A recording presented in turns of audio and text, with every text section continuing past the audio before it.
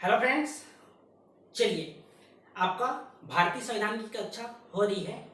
आज हम भारत का भूगोल प्रारंभ कर रहे हैं। ठीक है, यह आपका प्रीलिम्स के लिए भी महत्वपूर्ण है और मेंस के लिए भी महत्वपूर्ण है।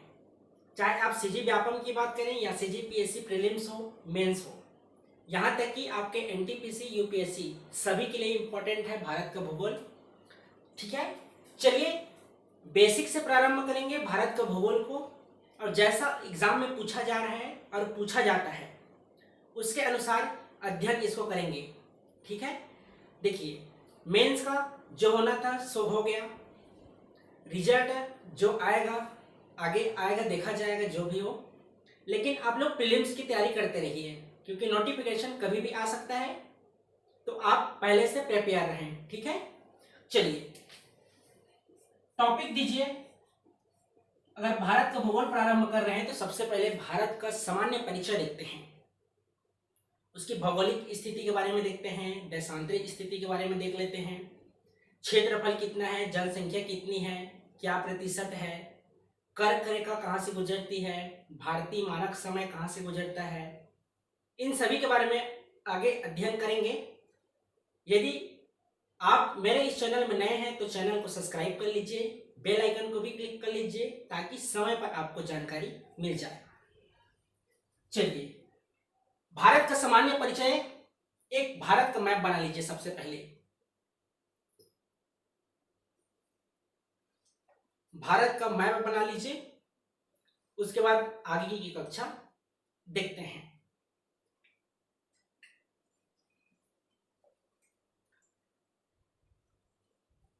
बना लीजिएगा। सबसे पहले भारत आप सभी जानते हैं एशिया महाद्वीप में स्थित है। 7 महाद्वीप होते हैं, तो एशिया महाद्वीप के अंतर्गत आपका भारत देश आता है। तो भारत का क्षेत्रफल कितना है? तो भारत का क्षेत्रफल है 32,87,263 वर्ग किलोमीटर। कितना है? 32,87,263 वर्ग किलोमीटर। संख्या में याद करना चाहें तो 32,87,263 ये आपका भारत का क्षेत्रफल का वर्ग किलोमीटर है। ठीक है, कितना है? 32,87,263 वर्ग किलोमीटर। अगर विश्व के कुल क्षेत्रफल की बात किया जाए, विश्व के कुल क्षेत्रफल की बात किया जाए तो 2.42% याद रखेंगे, 2.42% भारत का क्षेत्रफल विश्व का अगर 100% है तो 2.42% आपका भारत के क्षेत्रफल का हिस्सा है। ये आपका दूसरा पॉइंट है। सामान्य परिचय से देख रहे हैं, यहां से भी आपको एग्जाम में प्रश्न देखने को मिलता है। तीसरा, विश्व के क्षेत्रफल की बात किया जाए, जितने विश्व में देश हैं अगर सभी में कंपेयर करके अगर विश्व के क्षेत्रफल में भारत का क्रम देखा जाए तो कौन सा क्रम है? 7वां।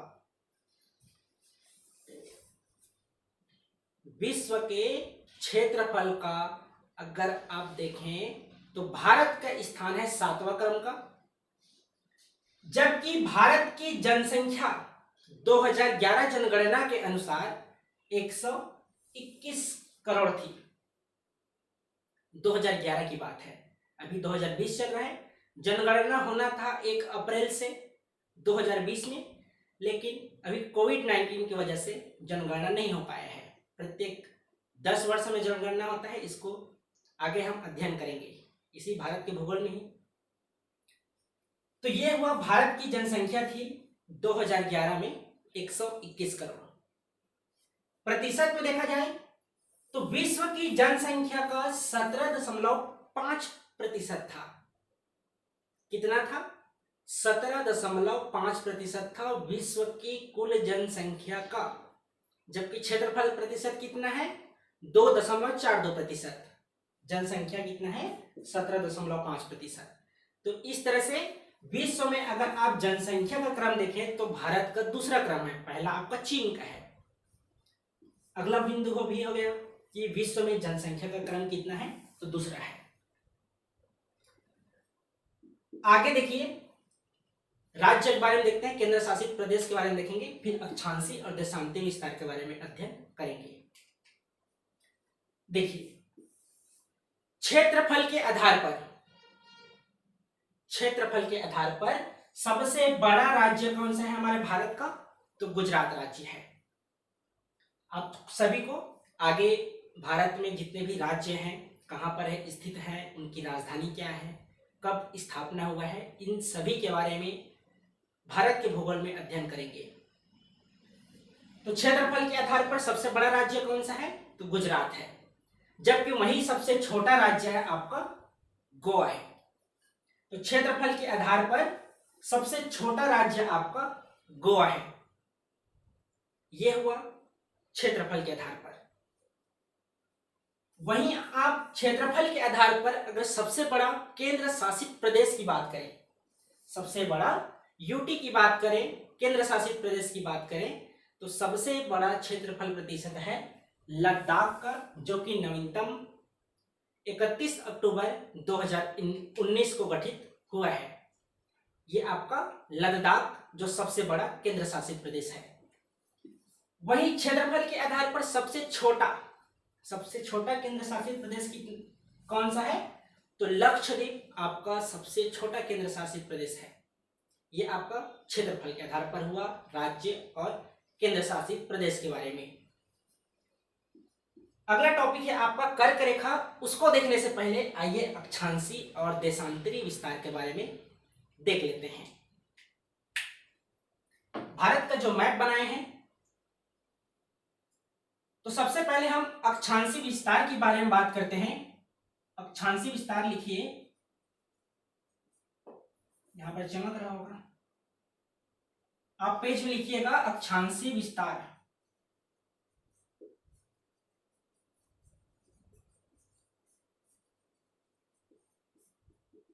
तो याद रखेंगे भारत आपका उत्तरी क्षेत्र पर है, उत्तरी गोलार्ध में स्थित है, ठीक है।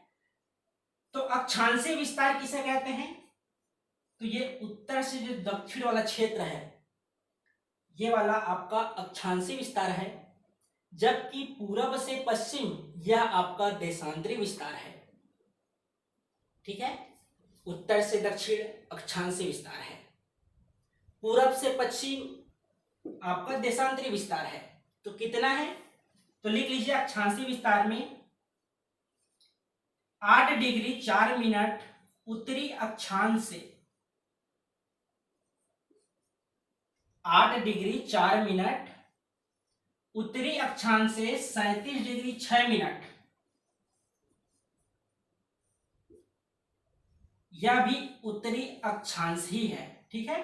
तो ये आपका अक्षांशीय विस्तार हुआ 8 डिग्री 4 मिनट से 37 डिग्री 6 मिनट, दोनों आपका उत्तरी अक्षांश में स्थित है। तो यह हुआ आपका अक्षांशीय विस्तार। पुनः बोल रहा हूं, 8 डिग्री 4 मिनट से 37 डिग्री 6 मिनट उत्तरी अक्षांश में स्थित है आपका अक्षांशीय विस्तार। अक्षांशीय विस्तार के बाद लिखिए देशांतरीय विस्तार।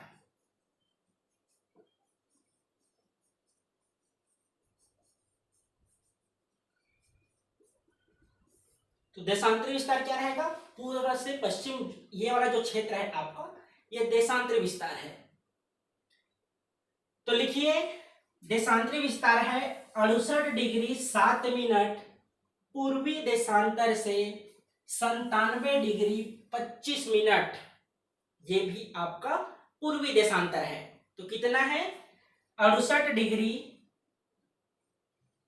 7 मिनट पूर्वी देशांतर से 97 डिग्री 25 मिनट, यह भी आपका पूर्वी देशांतर है।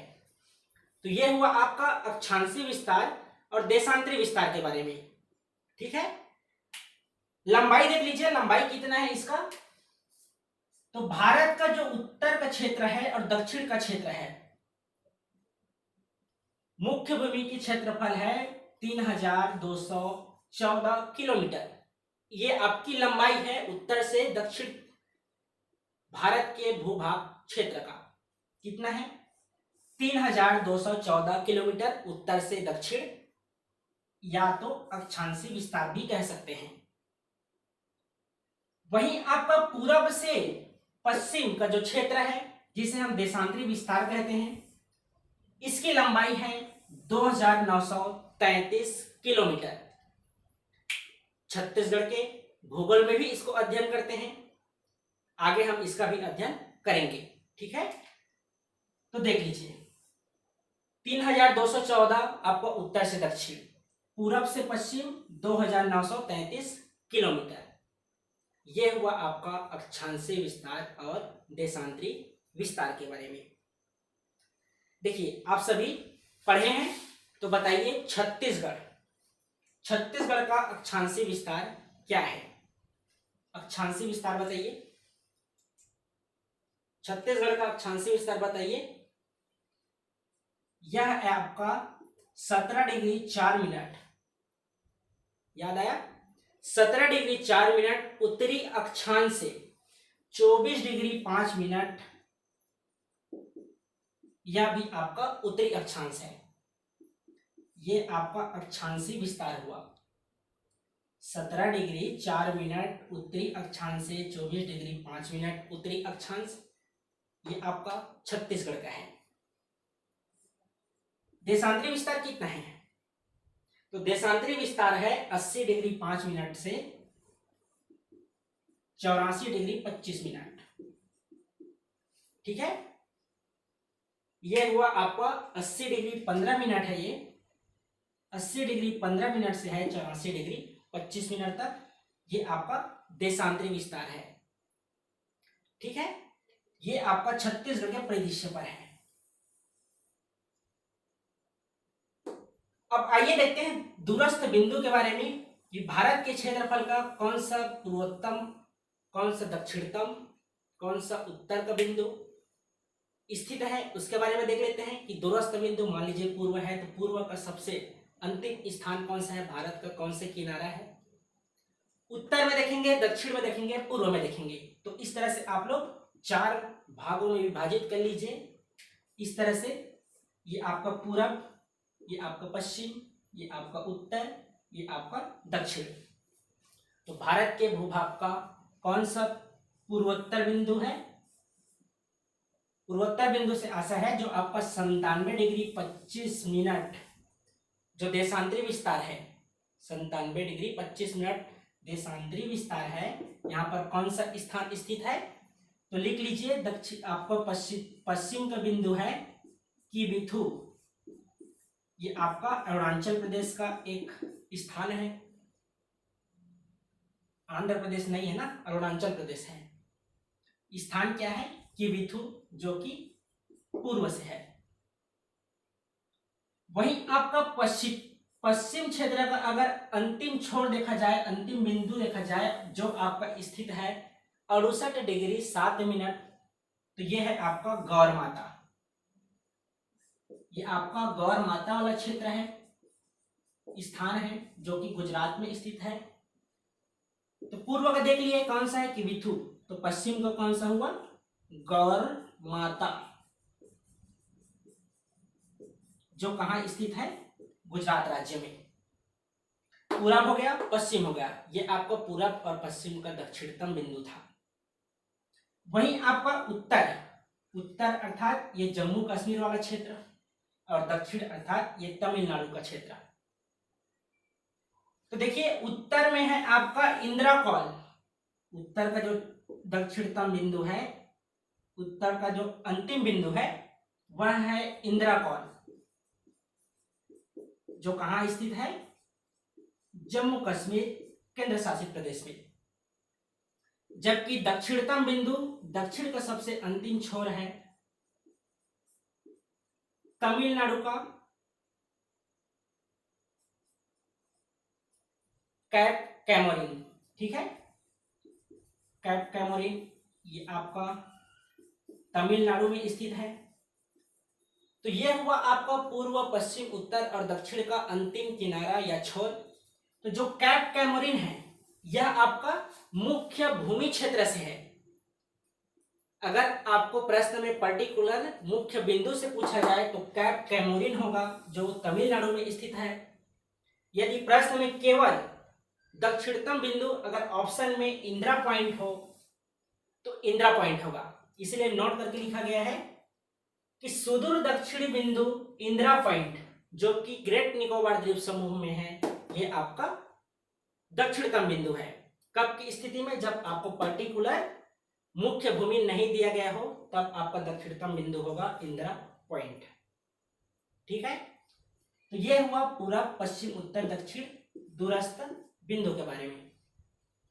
चलिए अगला देखते हैं कर्क रेखा और भारतीय मानक समय।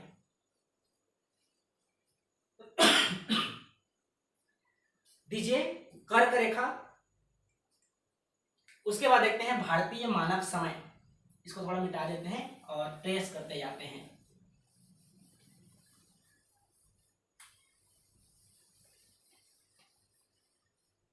याद कीजिएगा, एक बार में याद होगा। आगे आप सभी को 28 राज्य और 8 केंद्र शासित प्रदेश के स्थान के साथ आपको याद कराऊंगा। स्थापना वर्ष देखेंगे, कब स्थापना हुआ है उसके बारे में।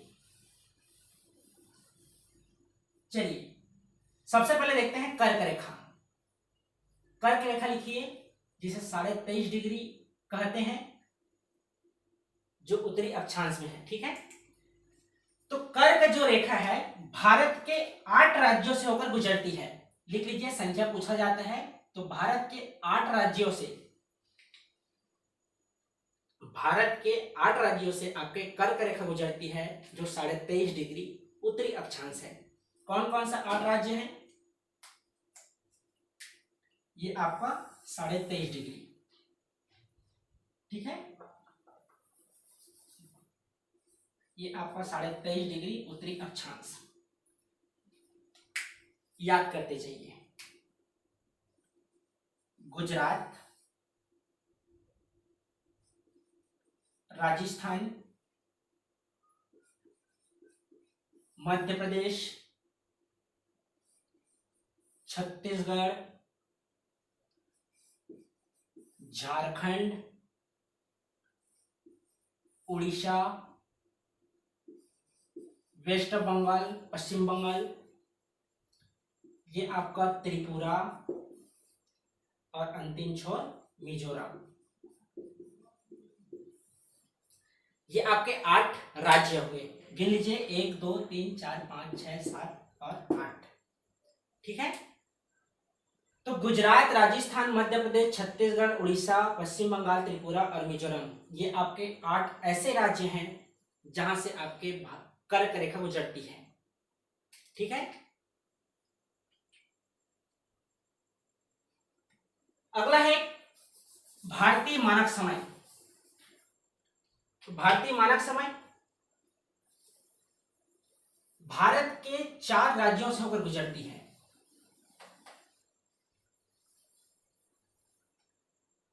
कौन कौन से भारतीय मानक समय, कौन कौन से 4 ऐसे राज्य हैं जहां से होकर गुजरती है? देखें तो भारतीय मानक समय देखिए 5 राज्यों से होकर गुजरती है। सबसे पहले है आपका उत्तर प्रदेश। उत्तर प्रदेश हुआ। दूसरा है आपका एमपी, मध्य प्रदेश। तीसरा हमारा छत्तीसगढ़। चौथा आपका उड़ीसा और 5वां है आपका आंध्र प्रदेश। ये 5 ऐसे राज्य हैं जहां से भारतीय मानक समय रेखा गुजरती है। इसके पहले हम कर्क रेखा देखें जो 8 राज्यों से होकर गुजरती है। तो इस तरह से हुआ आज की कक्षा भारत का सामान्य परिचय के बारे में। इसके आगे हम पर्टिकुलर किसी एक टॉपिक को लेकर अध्ययन करेंगे। इस तरह से अध्ययन करेंगे ताकि एग्जाम में हमारा जो प्रश्न आए वह बन जाए। इसके अलावा आपका भारतीय संविधान की भी कक्षा चल रही है तो उसकी भी तैयारी करते जाइए। नोटिफिकेशन कभी भी आ सकता है। ठीक है, जरूरी नहीं है कि मेंस के एग्जाम होने के बाद ही प्रीलिम्स का एग्जाम हो।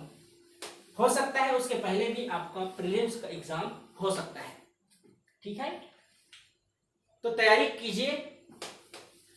आपके लिए भारत का भूगोल भी और संविधान, दो ऐसे कक्षाएं लाया हूं जो आपके जीएस के लिए महत्वपूर्ण है, जो 50 नंबर के प्रीलिम्स में प्रश्न पूछे जाते हैं। तो वीडियो को लाइक कीजिए, कमेंट कीजिए और अपने दोस्तों के बीच अधिक से अधिक शेयर कीजिए। ठीक है, मिलते हैं फिर कल एक नए टॉपिक के साथ। आज के लिए धन्यवाद।